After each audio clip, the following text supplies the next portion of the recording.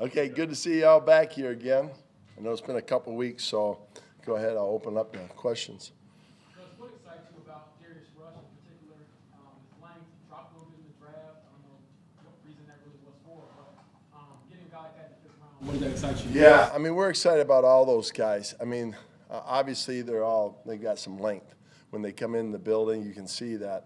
You know, they've got the length that you look for at times, and that can be good and it can be bad. It all comes back to ability, but it's a good starting point with those guys. So, and they use it as an asset for them. So he's good at the line of scrimmage. He's got tremendous speed, and you know, he's a student of the game. I know that he just in that short time we were with him seemed to pick up things pretty quick.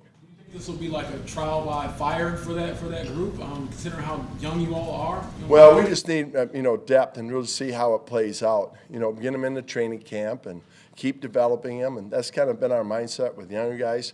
Let them start, and keep improving and see where it ends up with all three of them, really.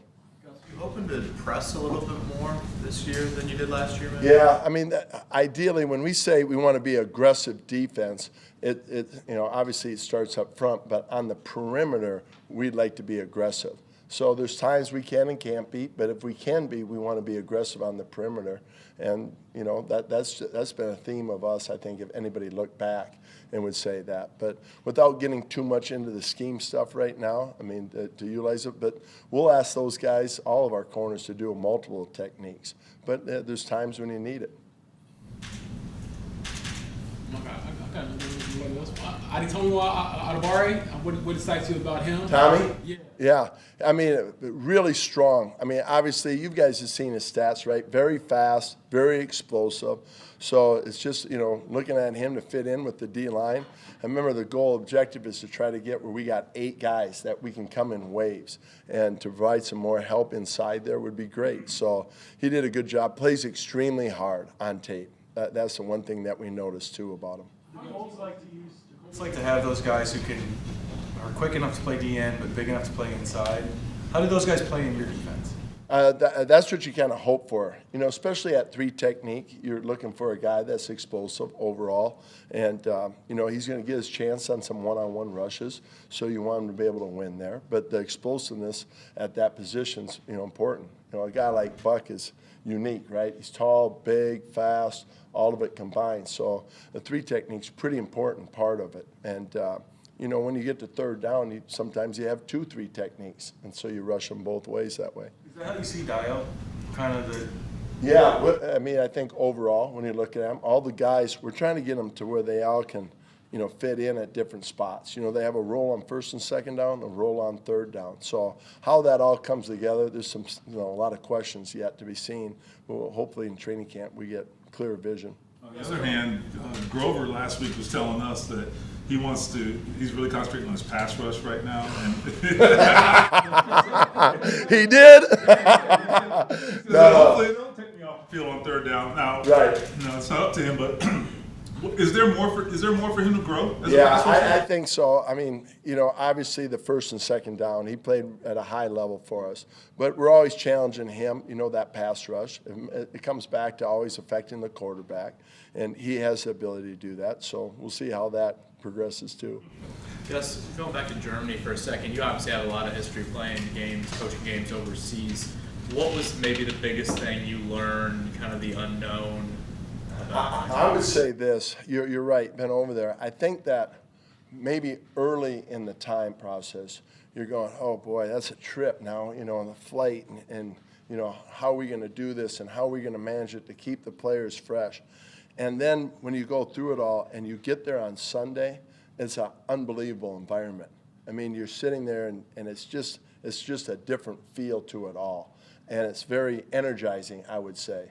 And the emotion, enthusiasm, and the play, it's really a cool experience for the players, I think, and coaches. It's unbelievable. And I'm guessing in Germany it's the same. What you hear about it, it's very, very similar, to that type of environment. So the players should be excited, I think, about it. It's a great opportunity, and it's amazing what the game of football, presents to you as opportunities. And to go over there and play in front of their fans would be great. How disruptive is it as far as preparation? I think as you go through it, it's, you try to, it depends. I don't know exactly, our time schedule. Are we leaving Sunday after the game, or are we leaving Thursday? I don't know those things, but I think that you get used to it and you plan, and you can get your preparation in, and it's not an issue that way. You got to be more efficient at times in some areas, but it's not like a Thursday night game. It's not, how efficient you have to be on a week like that. Did you like doing the Thursday night trip over or the Sunday right after the game? It's good. I think the as we talk about it, you're getting me in a situation I don't know if I'm supposed to say. Okay, let me talk about personal opinion, huh? How about personal opinion?